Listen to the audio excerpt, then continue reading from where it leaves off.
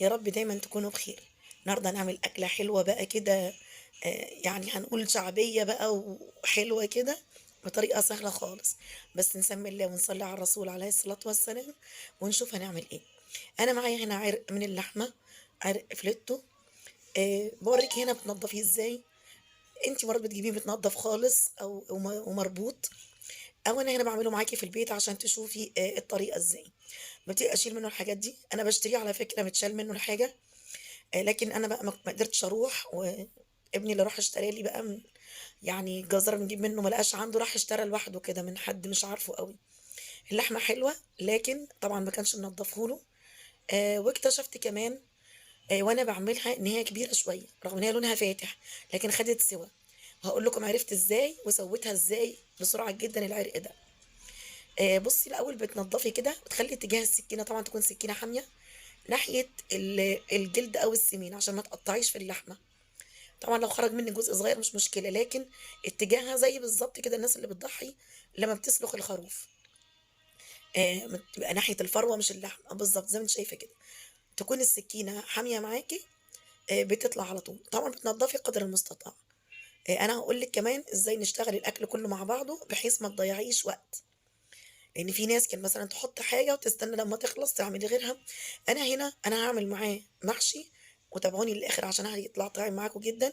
فانا هنا مرات ابني بتحب البصل، فانا بصوا بجيب البصله الطويله شويه زي ما انتم شايفين. عملت كده 4 وحدات. هو ليه طريقتين، وحطيتهم في شويه ميه مغليه عشان ياخدوا كده مني غلوه. وانا خلصت هنا العرق نضفته على ما البصل يغلي معايا. هربطه بالحبل، انا جبت دباره من بتاعه المنجد زي ما انتم شايفين، وبتديله كده ربطه بالطول الاول. وبعدين اما هوريكي لو ناس مش عارفه اللفه اللي انا هلفها، بتلف لفات كتيره كده جنب بعضها رايح راجع، وتربطي الفتله في الاخر وانتي راجعه عند نفس البدايه. او هتلفي اللفه اللي انا هوريها لك دي، اللي هي بتاعه الجزار، بتعملي امسكي كده الخيط وتلفي من تحت وتعديه من بين الخيط وتشديه. يعني المفروض تعديه بقى، هي الاولانيه دي عدت مني، بعديه من تحت الخيط الطويل وتمسكيهم ببعض وتشدي. يعني بصي زي ما بتعملي كده وتشدي بقى معاكي. بصي اكنك بتكتفيه بالظبط. وبعدين بالف اللفه كده تاني، بدخلها بقى من ناحيه الخيط التاني. بصوا ناحيه الخيط الطويل ده، يعني بتلفيها زي العقده حواليه. لازم يخش من تحت الخيط الطويل ده فيمسك، ما يبقاش منك المدور على طول. بصوا بتتشد ازاي معانا. طبعا مش بتشدي تعصري قوي، بتشدي بحيث كله يبقى ماسك مع بعضه، بحيث العرق يبقى متماسك مش يبقى طري كده واللحمه تفك منك، لا يطلع. انت عارفه لما نقطعه هتشوفيه، دي اللحمه البارده. لكن ناس كتير تقول لك ببردها، لا احطها في التلاجة. انا هوريكي هقطعها زي وهي لسه سخنه، يعني مجرد فتحت الغطا كده تهدى وهتتقطع معاكي يعني مية مية. بصوا اتربط كده معايا العرق كده. بتجيبي سكينة طبعا ليها بوز، وبعد تعملي فتحات في كل الجوانب كده، من كل الاتجاهات تعملي فتحات كده.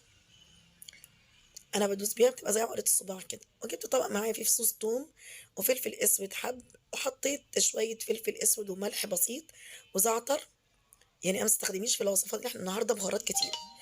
وبجيب كده في كل فتحة بحط التوم، انا بنقي الفصوص الصغيرة، ولو مثلا حاجة كبيرة تقصيها بالسكينة نصين. وبحط معاه شوية فلفل من الحب ورشات بسيطة كده. طبعا أنا باخد من الفلفل بيكون فيه معاه شوية رشات من الفلفل المطحون والملح. كده أنا خلصت الكمية، برش بقى كده ملح وفلفل، وبرش عليه برضو يعني ملح وفلفل وزعتر، بتبلهم كده بيديله طعم حلو جدا.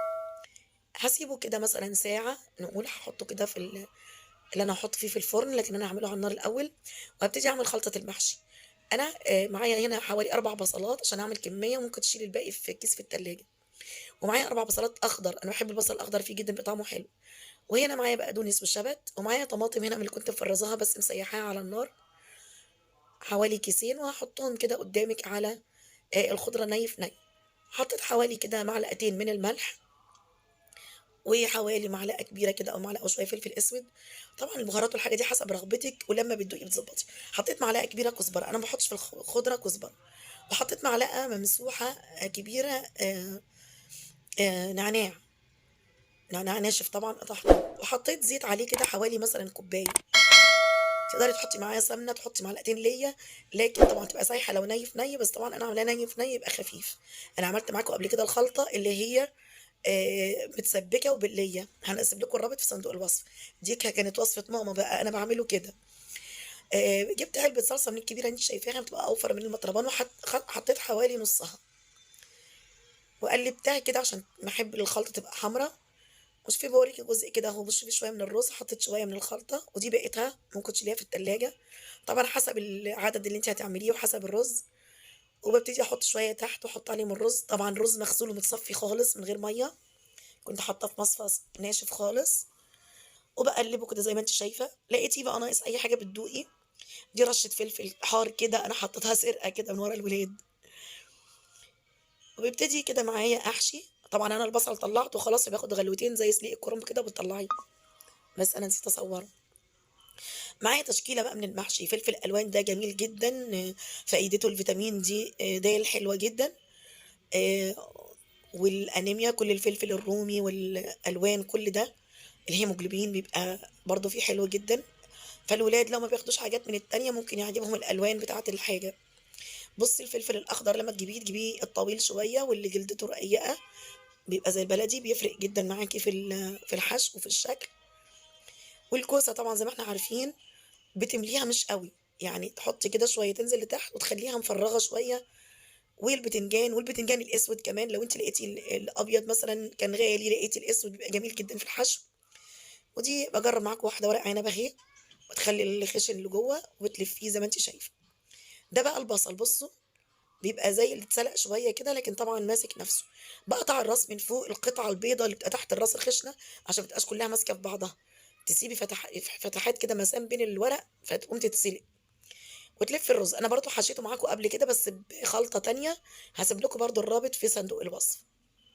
بُصّوا بيبقى عامل إزاي، أنا عندي واحدة مرات ابني بتحبه، عملته عشانها فهي كمان قالت لأ أنا باحبه يعني ما ينزّلش السكر بتاعه في المَيّة.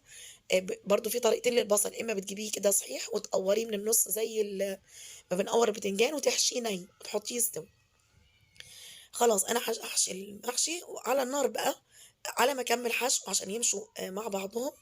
بعد ما حشيت المحشي سايبة طبعًا العرق منقوع، باحط زبدة كده على النار و باحطه كده أدّي له صدمة وأدّي له لون من برّه زي ما أنتِ شايفة. عشان إيه بقى، فايدة الحكاية دي إن بتخلّيه يتحمّر من برّه، وباقفل مسام اللحمة تفضل محتفظة بالعصارة داخلية، فيبقى العرق معاكِ طري، مش اللحمة تنشف، لأ تبقى طرية. وفي حاجة بقى حصلت معايا، أنا كان في قطعتين كده الجزار مكمّلهم لولد على الميزان، وسويت أطراف العرق من هنا ومن هنا اللي كانت رفيّعة كده، وقُلت أسلقهم عشان آخد الشوربة أسقي بيها المحشي وأعمل عليهم ملوخية. فغابت اللحمة جدًا في السوا، عرفت إن هي كبيرة رغم إن هي فاتحة زي ما أنتم شايفين. فأعمل إيه، والله الحلة يعني اللي هتشوفوها هاعمل فيها الملوخية و3، 4 قطع بس، شربت المَيّة 3، 4 مرات ما استوتش. هاقول لكم على تكاية تسوّوا بيها اللحمة وأنا جرّبتها قدّامكم واستوت معايا تمام، أكِن العرق صغير. أنا حطيت في الآخر لمّا اتذكّرت في اللحمة المسلوقة نواية بلح، نواية بلح، طبعًا مش تبقي واكلة البلح وتطلّعيها لأ، تفتحيه بإيدِك وتبقى نضيفة. حطيت نواية البلح في السليق، ففعلًا على ما غليت شوية استوت. فأنا جيت في العرق ده، طبعًا عرفت إنه هياخد سِوَى، مش هييجي بقى غلوتين وأحطه في الفرن. كنت عملته قبل كده بياخد غلوتين على النار زي كده، وأحطه بقى مش باحط مَيّة كتير، أنا كتّرت المَيّة، حطيت مَيّة مغلية بالكاتل عشان أنا عرفت إنه هياخد سِوَى. لكن في الأول باحط مرّة كوباية صغيرة يغلي غلوتين أقلّبه فيها وأحطه في الفرن على طول. دي أنا عرفت من السليق، فهنا معايا حبّة خضار باحطه برضه في الصوص كده يدّي طعم، بصل وفلفل وجزر، هاحطه معاه وهاعمل إيه بقى، من البداية حطيت 4 نوايات بلح في المَيّة، 4 نوايات بلح والله العظيم بلح من بتاع رمضان العادي. فعلًا خَد شوية أنا سِبته مثلًا على النار حوالي نُص ساعة، أقلّبه في المَيّة شمال ويمين، بعدين إيه زي ما هتشوفوا هاحطه فرن استوى معايا تمام التمام، ما غابش خالص زي ما أنا توقعت. المحشي بقى زي ما أنتِ شُفتِ أنا خلّصته رصيته في الحلة، باعمله واقف كده، وباحط الحاجات الصغننة البصل اللي أنا لفّيته البتنجان الصغير من فوق من على الوش. باجيب البايركس بتاعي بقى اللي أنا هاحطه في الفرن، وطلّعت العرق زي ما أنتِ شايفة، هي كبيرة خدت سِوَى فشوفوا كشِّت شوية، لكن ما خدش حطيته سِبته على النار يعني نُص ساعة والّا حاجة، زي ما بتسلقي مثلًا الفراخ أو حاجة، وأقلّبه في المَيّة. وحطيت عليه بقى الصوص زي ما أنتِ شايفة. طب أنا جِبت بقى إيه، اكتشفت إن أنا ما عنديش ورق زبدة، لكن الحمد لله كان عندي أكياس الحرارية اللي بنشوي فيها الفراخ، هابقى أعملها معاكم مرّة. فأنا جِبت كيس كده كبير فتحته وهاغطّي الأول بيه العرق بتاعي، وبعدين هاغطّيه بالفويل وآخده بقى إيه، في الفرن، في رف كده. لو في فرن الغاز يعني في الكهربا حطيته في النُص، لو في فرن الغاز هتحطّيه الدرجة اللي تحت شوية، اللي هي الرف الأولاني. باسقي بقى بالشوربة المحشي بتاعي، شوفوا أنا حطيت بقى العرق في الفرن، هاسوي المحشي على البوتاجاز يستووا مع بعض، باحط كبشتين 3 كده فوق الوش بحيث المَيّة آآ تتخلّل المحشي، وبعدين باصُب في الجناب. حطيت بقى ورق العنب برضه بيتغطّي مش أوي، يبقى باين شوية ودول شوية بقى صغيّرين كده كانوا عندي كيس صغيّر في آخر تفريزات في الفريزر من الكرنب حشيته كده في حلة صغيّرة زي ما أنتم شايفين، باخدهم كلّهم على النار. على ما يستوي بقى المحشي على النار طبعًا بتعلّي عليه على فوق لمّا يغلي والمَيّة تنقص شوية بس تبقى بدأت تبان، باوطّي البوتاجاز على تحت عادي، لمّا المَيّة تختفي خالص ويبقى في حاجة بسيطة تحت، باوطّي على فوق زي الرز عشان ما يتخبصش منِّك. وأنا الشوربة أنا بس ما بانتش أوي في التصوير عشان مسرّعة الفيديو لإنه طويل، يعني باحُط شوية من فوق، بعدين باحُط شوية تحت، باورّيكم كده من الجنب باحطها في الجنب عشان ما يشربش مَيّة كتير. دي بقى ملوخية حطيتها في القماشة زي ما أنتم شايفين، دي ملاية أنا ما بافرشهاش صغيرة على السرير، بعد ما غسلتها خالص هُم فاجئوني إن أنا عايزين ملوخية خضرا، كنت هاعمل كيس جاهز، فبُصّوا بتنشف خالص من المَيّة وبافرمها في الكَبّة حبّة، حبّة، يعني كده كبشة، كبشة تتفرم بُصّوا بتطلع ناعمة خالص، ما بتاخدش وقت بس تبقى متنشفة حلو جدًا من المَيّة. وبعدين يعني خدت كده وكل ما أطحن جزئين طبعًا بيبقى حبّة صغيرة، باخدهم بقى تاني كده ضربة مع بعض. لو أنتِ عايزة تفرّزيها هتطلّعي الجزء يعني حبّة قد ما أنتِ عايزة، وتحطّيه مثلًا في معلقة شوربة تفُكّيه كده في قيمة مثلًا ربع كوباية والّا حاجة على قد الخضرة كبشة زي دي، وتفُكّيه وتحطّيه عشان تفضل خضرا ما تسوَدّش، وتحطّيه في كيس وتحطّيه في الفريزر، ده تفريز بيبقى حلو جدًا وتفضل معاكِ كإنّها خضرا طول السنة. أنا باحُط بقى دايمًا ما تجيش تخلّي الشوربة في الحلة وتحطّي الملوخية فتطلع مثلًا خفيفة، لأ باحب أحُط الملوخية الأول، وده تعليم لبناتي برضه الصغيّرين. تحطّي الملوخية وبعدين تحطّي الشوربة حبّة، حبّة وتقلّبي، لحد ما توصلي للسُمك اللي أنتِ عايزاه، بتحبيها تخينة، بتحبيها خفيفة، زي ما بتحبي بالضبط. أنا باحُط وباقلّب كده زي ما أنتِ شايفة، لحد ما تيجي السُمك اللي أنا عايزاه.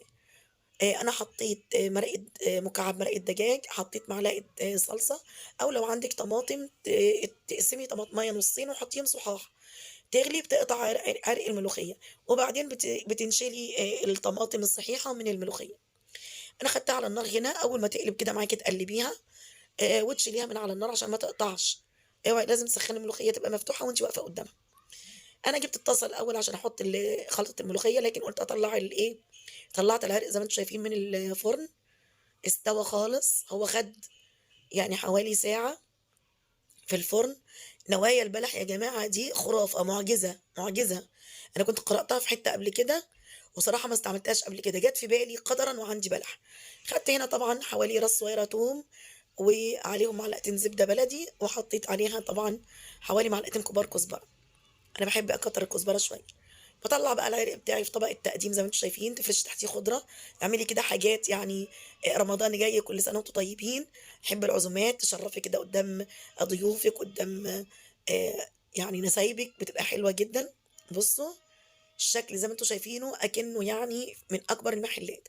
وبقيت آخُد كده من الصوص اللي باقي في الصينية بتاعة الفرن وأحُط عليه عشان ما تبقاش اللحمة من برّه طبعًا هي متحمّرة ناشفة، لكن هي بُصّوا متحمّرة لوحدها، أنا ما شِلتش الفويل وحطيتها تحت الشواية، عشان كانت متحمّرة الأول في الصينية، فعلى ما نشفت بقت واخدة اللون لوحدها والله.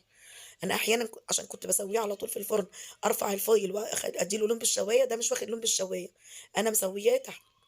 وحطينا طبعًا يعني تقلية الملوخية ما أقولكوش على الريحة، يعني أنا يعني العيال كانوا مش مستحملين، وضربت الصوص كده بحبة مَيّة لإنه حادق في الخلاط، وقُلت إيه ناخد الصوص نرشه على اللحمة كده. هنقطّع مع بعض العرق بتاعنا زي ما أنتم شايفين، بُصّوا أنتِ لو خدتوا بالكم هتلاقي في دخان طالع، أنا سِبتها يا دوبك هديت، يا دوبك على ما عملت تقلية الملوخية، بُصّوا الدخان من الجنب، من اليمين على أعلى الشاشة أهو باين، عشان مش لازم أقول له حطّه في التلاجة ويبرد وكده. أنا باحب أقطّعه كمان سميك شوية عشان تبقى قطعة كده قطع، عايزة تقطّعيه أرَق من كده بيتقطّع معاكِ ماسك جدًا زي اللانشون بالضبط، زي ما أنتِ شايفة. مش مستني لا أسيبه يبرد خالص ولا أحطه في التلاجة، دايمًا باحب آكله أنا سخن، ما باحبش آكله بارد. غرفنا المحشي بتاعنا أهو، أنا هزّيت الحلة كده ودلقتها في الصينية، زي ما أنتم عارفين لازم عمايل المحشي دي، وبعدين هارصّها كده في صينية بايركس تبقى على السفرة شكلها جميل زي ما أنتم شايفين. كده خلّصنا. بُصّوا، تشكيلة محشي جميلة جدًا، كرنب والورق العنب والفلفل الألوان والأخضر، وادي البصل، دول بصلتين بقى متقورين، والكوسة والفلفل. بُصّوا ترصيه كده يعني ولا كإنِّك في أجدعها مطعم يعني. شوفوا، ولا تقولي لي حضرموت ولا تقولي لي مش عارف فين. بُصّوا أهو، يعني جِبنا لكم في البيت. وغرفة الملوخية بُصّوا هناك أهي والصوص، وخلاص كده خلصت وصفتنا. يا رب تكون عجبتكم، وجرّبوها وقولوا لي في الكومنتات، واستودعكم الله، والسلام عليكم ورحمة الله